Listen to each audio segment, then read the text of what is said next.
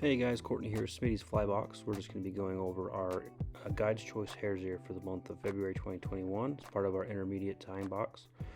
I've already got my size 14, it's a Daiichi 1710 nymph hook in the vise here, and I've got a 2.8 black nickel brass bead to match that size. I'm just going to coat my hook shank with a layer of thread back to our tie-in point. The first material we're going to tie in is our tail, which is going to be Hungarian Partridge. And the way I like to prepare this feather, I like the tail to be half the length of the hook. So I'll go ahead and tie that in. One way you can kind of reduce the amount of waste on your partridge feathers is on these. I'll take that feather and I'll strip the left side of the feather and use those fibers for the tail. And then I'll set the remaining feather just down here on my desk, and I'll use that here for my soft hackle when I get up here to the collar. So now I'm going to go ahead and anchor my wire to the side of the hook shank, and here I'm using copper. You can use gold, really you could use any color here. This is in Brassie, and this just really helps add a little bit of weight. Not going to add a ton, but just helps keep this haresear together when we wrap it through the haresear here. So we're going to take a clump of haresear dubbing, and we're just going to dub that onto our thread, just creating a nice good dubbing noodle here. And we'll start to wind that up the body, just building a slight taper.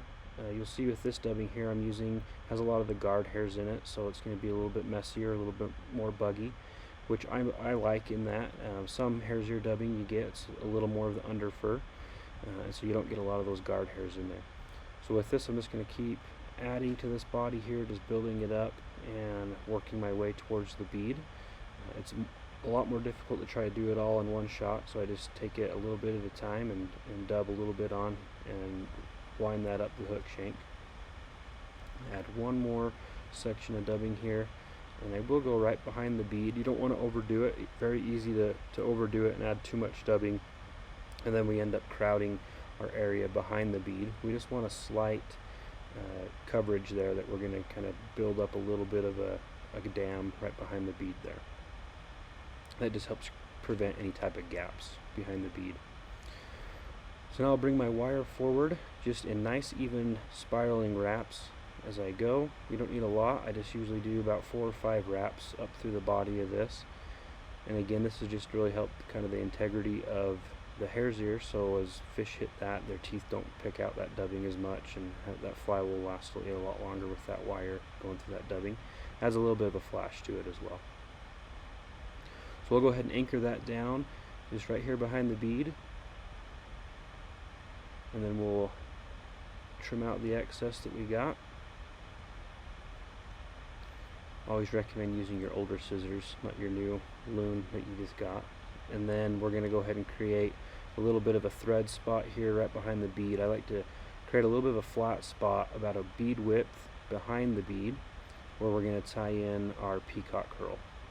So like I said, with this dubbing it's a little more coarse with that guard hair in there, so I'm going to brush it out just so it's not such a fat piece of dubbing on the body. And then I'll brush those guard hairs out, and then I'm going to trim them down just slightly. You could leave them as is. I just like to kind of cut them down so you can see more of that body profile on that fly. That's just personal preference there. And we trim that out a little bit. Still moves really well, breathes really good in the water. Always love using haresear for nymphs. So now you'll take 2 peacock strands, and this peacock curl here, we'll tie that into the side, and we'll bring that forward, just covering in that thread gap that we created. And we'll just wind that forward up till we get right behind the bead. Just always be careful with your peacock because it'll do exactly that. You end up getting towards the tips of it and they'll pop out of your fingers there, so just watch that, but not a big deal. Just grab them and keep wrapping them up to behind the bead. And then we'll bring our thread up and over, anchoring that down right behind the bead.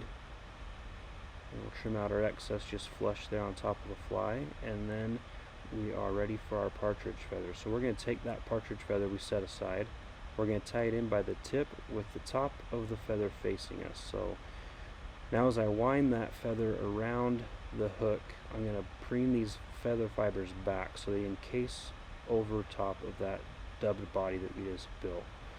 And I'm just going to work that around with 2 wraps is typically all you usually need, maybe 3, and then we'll bring our bobbin up and over, anchoring that stem down. Really what you're looking for here is those peacock the partridge feathers are all flowing back. If you have any that are kind of pushing out the front, you just collect them with your fingers, pull them back, and then wrap some thread wraps there to kind of force them to stay back. So I'm going to clean up my collar here now. This fly is all done, and I'm just going to add a little bit of the color here to make it more prominent. I like that red spot to be visible, and I feel like it's really good. Those fish will pick up on that kind of a contrast there between that mottled look of the partridge and then that red thread there. We're good to go here. We're ready to whip finish, add another one into our box, and then we're ready to go fish. So let us know how you guys do with this fly. It's one of our favorites for the spring. We like these in bigger sizes, 10s, 12s, 14s, but they work in all different sizes as well, but those are just kind of our standard sizes we fish them in. Let us know how you do, and we'd love to see any pictures you post on the social media. So make sure you tag us, Smitty's Fly Box, and let us know how you do. Thanks, guys.